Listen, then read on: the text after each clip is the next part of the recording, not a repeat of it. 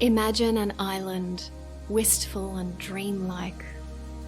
An island of chrome and moonlight passion and long hot summers and endless cocktails under the palm trees. Imagine a perfect sphere of ice slipping into your favourite glass, the one your old friend the bartender keeps just for you. Imagine whiskey that tastes like dark alley rendezvous and driving all night on hot tarmac.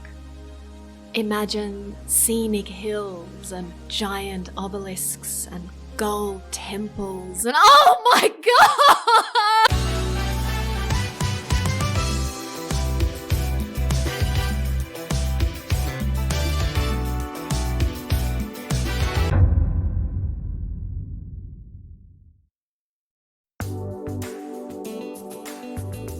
The society depicted in 2020's Paradise Killer is one that long ago stepped over the edge of an abyss it's no longer possible to climb back from.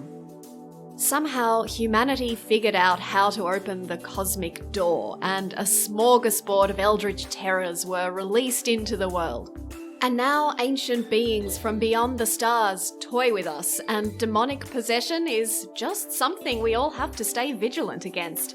And you too can give your personal brand a makeover with a little help from a god or two who'll be happy to mould you in their image.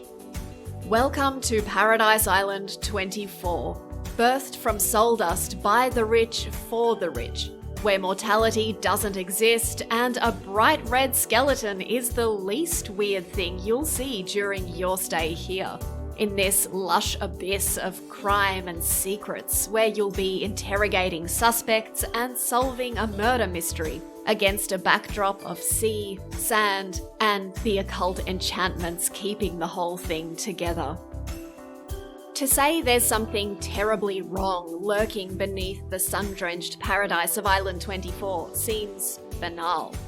Other stories of troubled utopias usually leave that plot twist until a good way into the story. In Paradise Killer, the dark truth of the island is given to you in the opening titles, not a reveal so much as a light preamble. Yeah, the island on which you live is made possible by god energy harvested through mass worship rituals forcibly extracted from kidnapped souls who basically live as slaves.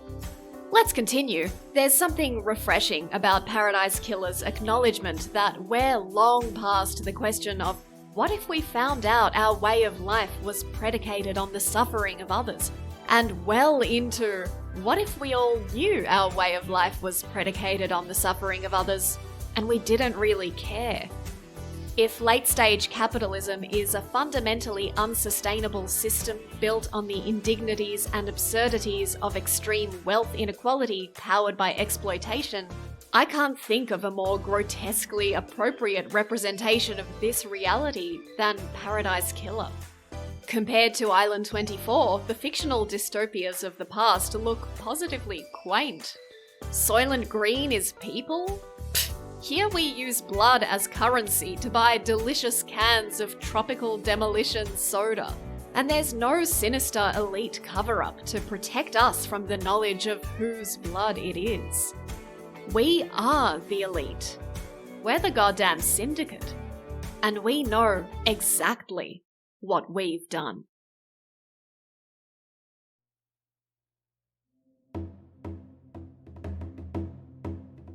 With a clamour of bells that set the swallows soaring, the festival of summer came to the city of Omelas, bright towered by the sea. The ringing of the boats in harbour sparkled with flags. In the streets between houses with red roofs and painted walls, between old moss-grown gardens and under avenues of trees, past great parks and public buildings, processions moved.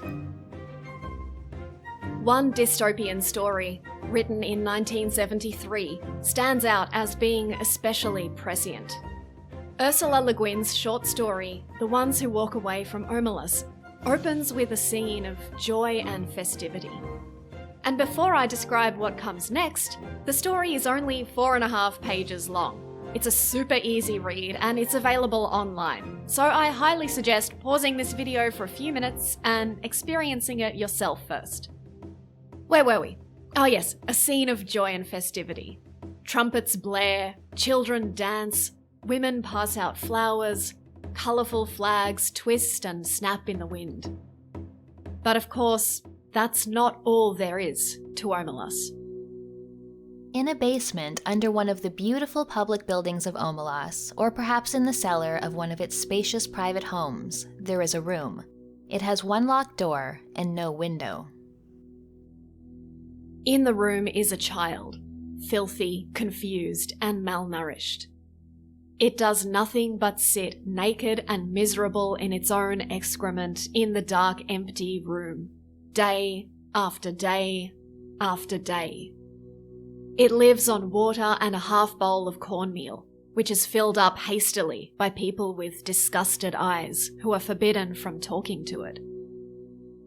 Le Guin's thought experiment can be read as an invitation to examine our own semi-invisible societal choices, our torture of animals to satiate our hunger for meat, the social and economic inequalities that allow some of us to flourish while others suffer terribly. But the twist that's not really a twist is that the dark secret of Omelas isn't really a secret. They all know it is there, all the people of Omelas. Some of them have come to see it, others are content merely to know it is there. They all know it has to be there. They would like to do something for the child, but there is nothing they can do. If the child were brought up into the sunlight, out of that vile place, if it were cleaned and fed and comforted, that would be a good thing indeed. But if it were done, in that day and hour, all the prosperity and beauty and delight of Omelas would wither and be destroyed. Those are the terms. The complete and total suffering of one human being in exchange for the happiness of thousands. It might not be as extreme as the terms of paradise on Island 24, the hard labour and blood sacrifice of the many for the luxury of a few.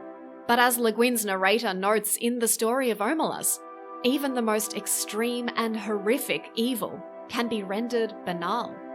And perhaps the most impressive achievement of Paradise Killer is that it somehow succeeds in making even this magnitude of evil seem quotidian. Another day, another slaughter ritual. That's life, baby. Those are the terms. It helps that, like in Omelas, Island 24 successfully keeps its underclass of citizens out of sight and mind. Eventually you'll sneak into the dead zone, where a demonic event left an entire apartment block decimated and covered in matter. But this has since been concreted over and branded a forbidden zone. Here in Paradise, we don't ever have to see what we've really created. But we know it's there. At the same time that the story of Omelas asserts that there can be no paradise for some without suffering for someone else, it uses its corrupt fictional society to pose a question. What do we do when we find out about it? In Omelas, there are two types of people. Those who stay and choose to pay the cost of utopia, and those who refuse. At times, one of the adolescent girls or boys who go see the child does not go home to weep or rage, does not in fact go home at all. Sometimes also a man or a woman much older falls silent for a day or two, then leaves home. These people go out into the street and walk down the street alone. They keep walking and walk straight out of the city of Omelas, through the beautiful gates. On first read, this option seems to be the clearly morally correct one, for some reason, but it's not exactly what you'd call a good one. Even if you walk away, the child continues to suffer. There's no dramatic trial at the end of this story where you point to the culprit and justice is done. The name of the town itself was inspired by another series of trials which famously failed to deliver justice. The story of Omelas withholds an easy solution because it acknowledges there is no easy solution to the question of how to cope with the curse of living in this troubled paradise we've made for ourselves. A question Paradise Killer, on the other hand, is completely uninterested in answering, or even seriously asking. Let's get one thing straight. There's only one way you're ever leaving this paradise. Once you're in the syndicate, you're in the syndicate.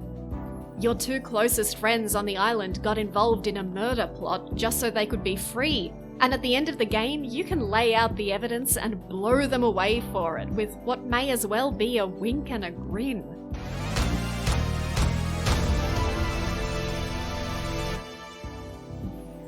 You, Lady Love Dies, are not a good person, and you're certainly not here to deliver justice or reform. You're a willing and active participant in a society so heinous you have to be reminded so by a literal demon, the trickster character that's as close to a conscience as you'll get in this game. At most, you can tut-tut to Shinji about how messed up it all is before you get back to reconnecting with old flames. I'll see you on the next island, Doctor. And hunting down whoever it is you're going to deliver sweet, sweet justice to. But the game doesn't conclude when the trial does. Instead, as the survivors go their separate ways, the judge casually gives you the option to freely execute any additional people you happen to decide deserve it. You can walk right up to your former and future lover and blow him away too if you feel like it. At this point, it's hard not to conclude that the game is giving you options just to hammer home how equally fucked they all are. Like the unsatisfying denouement of the ones who walk away from Omelas, Paradise Killer 2 ends in an exodus, one that won't be delivering any change. The Syndicate aren't turning their backs on the system, oh no, they're just leaving for a new paradise, where everything will repeat again on the next and final island, the one they're calling Perfect 25.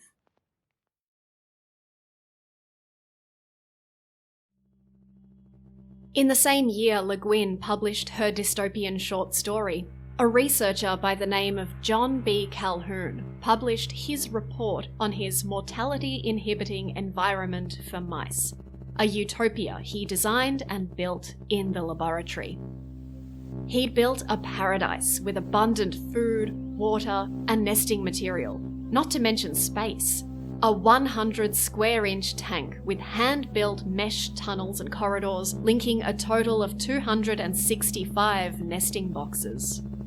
As a final touch, he populated it with an elite group of healthy rodents from the National Institutes of Health's breeding colony.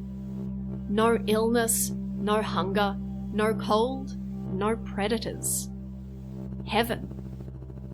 Calhoun had been running these experiments with a variety of different habitats for years, but this one was his crowning glory. He called it Universe 25.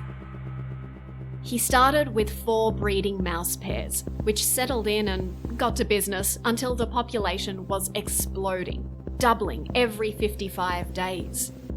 After half a year or so, things started to get crowded, and then packed.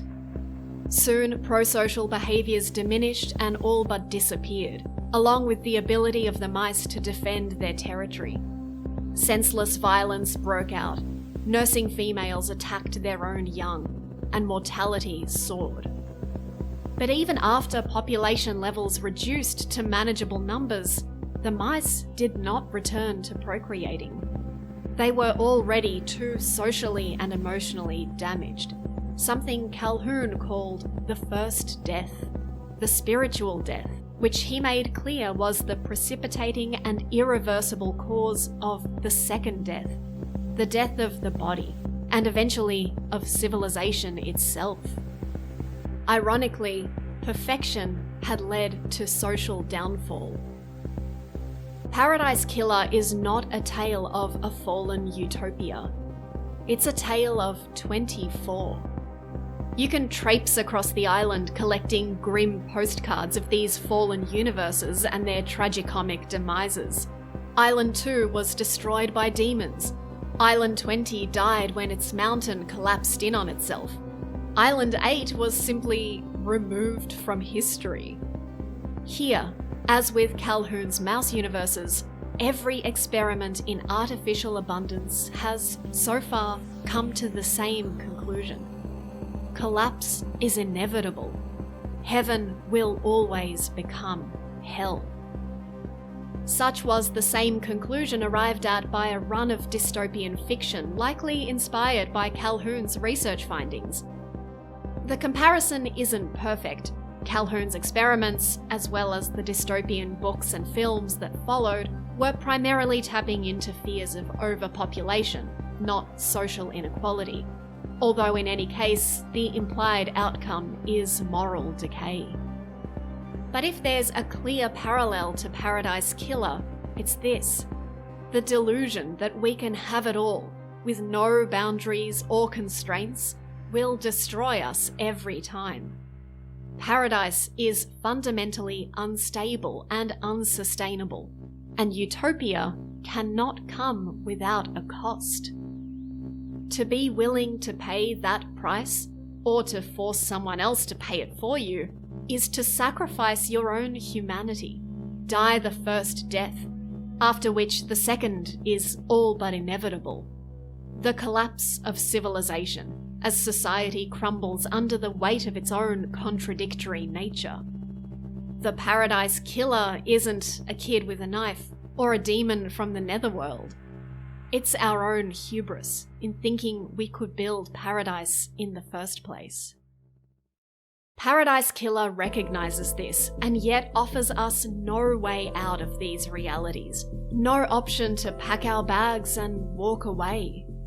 After all, it's easier to imagine the end of the world than the end of capitalism, and evidently it's easier to imagine the end of 24 worlds than the end of luxury fueled by exploitation.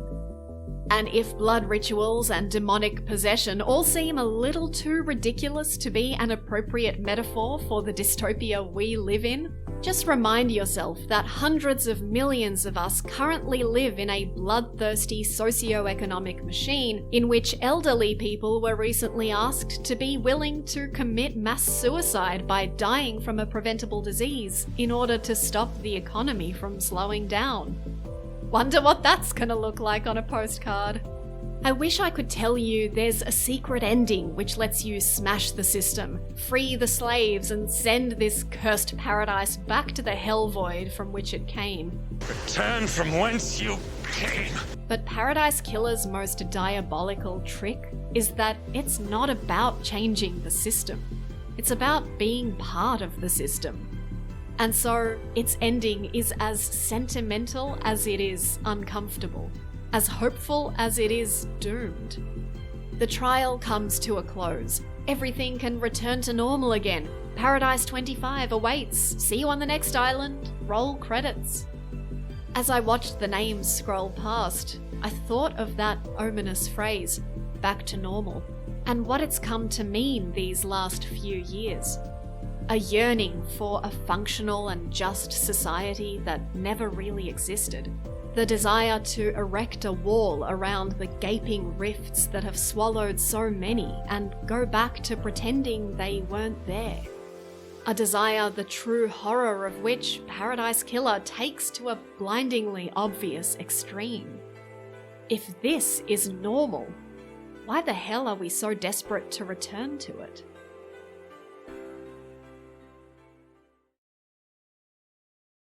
And yet. I was originally going to end the video here on a tone of moral superiority, but that felt disingenuous. It feels important to say that Paradise Killer isn't just berserk and comically monstrous.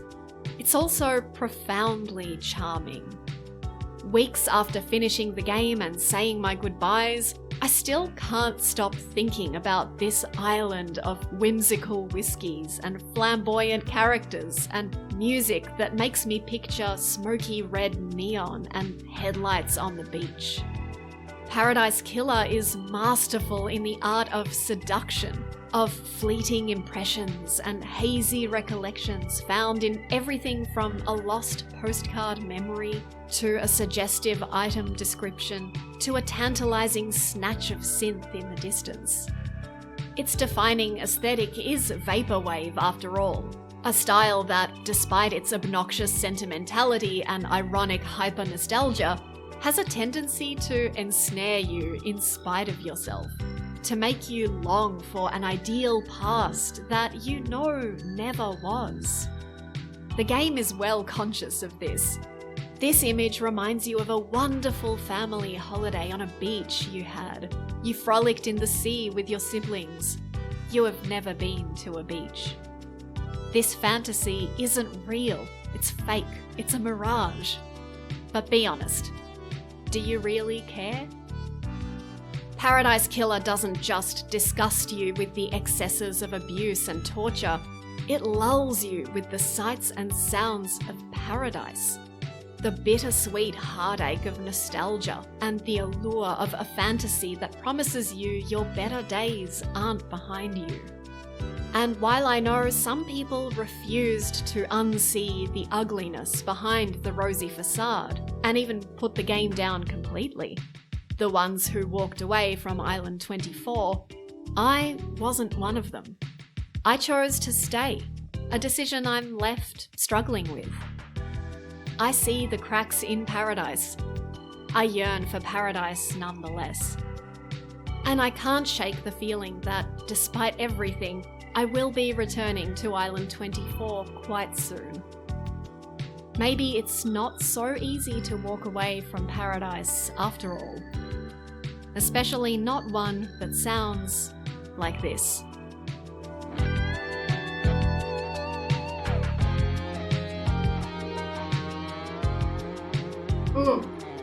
You know what I love about the cocktails here in Paradise? They all have these wacky names, like this one's called If You Enjoyed the Video, make sure to click like, subscribe for more, and consider supporting the channel for as little as $1 a month. How's that for a mouthful? Oh shit, I'm late for my daily blood sacrifice. Until next time, may the silent goat walk with you, and may you reach the moon.